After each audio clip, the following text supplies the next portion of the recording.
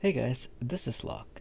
Today I'm going to be talking about the water magic knight called Lapis and why she is one of the strongest endgame carries in the game.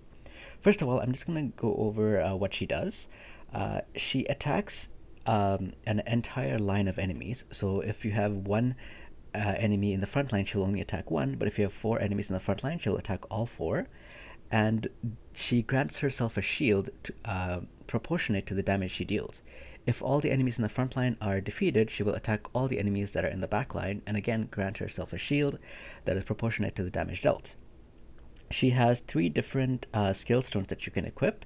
I think the second skill stone is one of the more powerful ones than the first one, but I only have the first one, so that's the one I'm using. Um, I'm not even sure if it's possible to get the third one yet because it is a legendary skill stone and I haven't seen a spot to acquire it yet, but I might be wrong. Anyway, that is a little bit on her. I would highly recommend using either the Fatal or the Blade runes on her.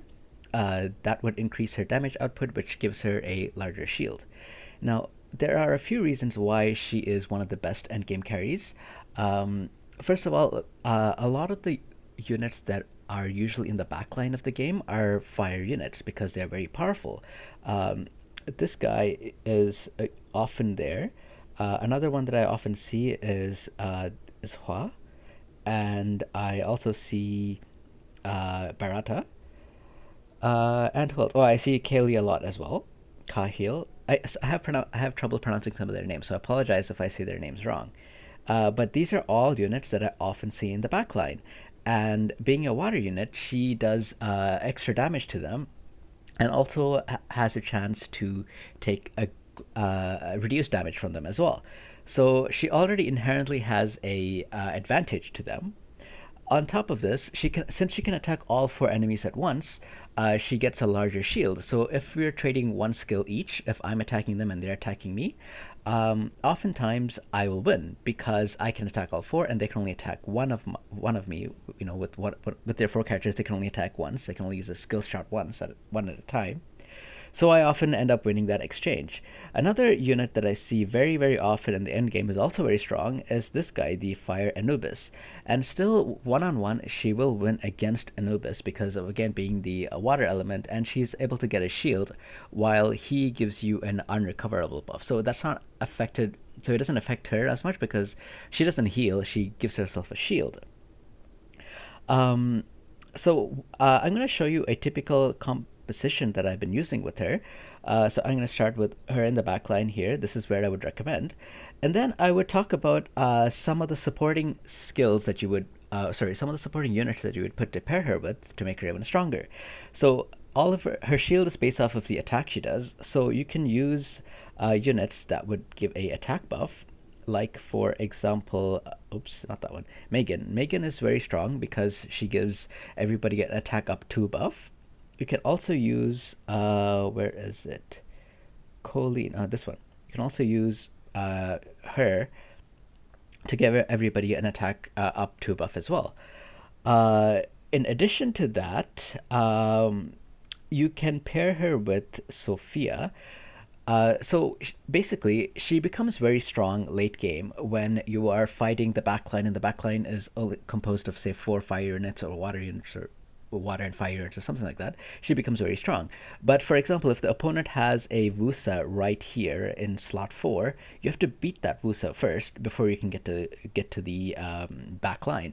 So to defeat the Vusa, I've been using Sophia in this spot to take care of water units that are in line that are in this third or fourth slot of the front line because she can deal a significant amount of damage to them and try to take them out so that Lapis has access to defeating the backline. Another unit that I've been using her with is this guy, the Fire Ifrit, because he attacks everybody with fire damage. And again, oftentimes I see units like where is he? Ramagos. Yeah, Ramagos like somewhere here. And again, I have to defeat him before I can get access to the backline, and Lapis does less damage to wind enemies.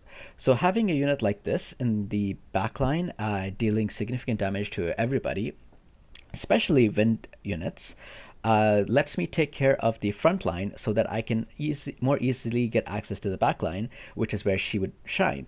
So oftentimes how these fights go is that I'm actually losing in the beginning of the fight because my fight is more geared towards the end game. In the beginning of the fight, I'm trying to just take out the front line slowly, and as soon as I am able to take out the front line, I get a significant advantage because of the way Lapis's skill set works. On top of that, there are some spells that I use. I like to use transfer because I feel that enemies often use the chain of despair, and if she's by herself, this chain of despair will shut her down. So to avoid that, I use transfer because if I get some kind of debilitating skill on me, I can transfer it back to the enemies and prevent that, right? The same thing goes with this skill as well. I might get stunned, so again, I can use transfer to transfer that back to the enemy so that she's not locked down. Um, Other skills that I've been using, or that I would recommend, is this one, invincibility. Again, the same thing, so that you don't get stun locked in place in the end game by enemies using, spells that keep you in place and not able to cast skills. Um, there is one monster that shuts her down all very, very well, and that is Soha. So Soha can steal buffs, and if ever Lapis casts her shield, Soha will just go and take that shield and apply it to everybody in the team, making it very difficult for you to win, to defeat the player. So there are a few ways that I've been taking care of Soha. One of the ways that I've been doing that is to use no, where is it? No, not this one. Oh, this buff, this skill. So this skill gives enemies, it blocks them from receiving beneficial effects. So I can use this skill before before Soha has a turn, so I can use it. And then even if she attempts to steal my shield, it will not it will not like the enemies won't get that shield because of the this spell that blocks them from receiving beneficial effects. On top of that, again, I use Sophia as well to try to take out wind threats, and Soha is one of those wind threats that is detrimental to this composition. So I try to use my Sophia to take her out and deal significant damage to her. Usually she's not in uh, slot 7 or 8. Usually she might be in like slot 6 or maybe even a slot 4 or something like that. So I try to take her out before the end game so that my Lapis is able to shine. Now I'm going to show you some examples of games where I use Lapis to turn the game around. Keep in mind that I have been it was a work in progress for me, so I am in the platinum rank, but I've been playing around with things, so I'm not using the exact composition that I've been showing you. But you can see in these games how I was in a losing position, and Lapis just dominated the late game, and she came out on top. So I hope you enjoyed these games. I will stop talking now because I will let you guys focus on the games, and you can see for yourself how powerful she is. Let me know in the comments what you think of her, if she is as good as I think she is, or if I'm totally wrong, and you would recommend other units. I would love to hear your feedback, so please let me know.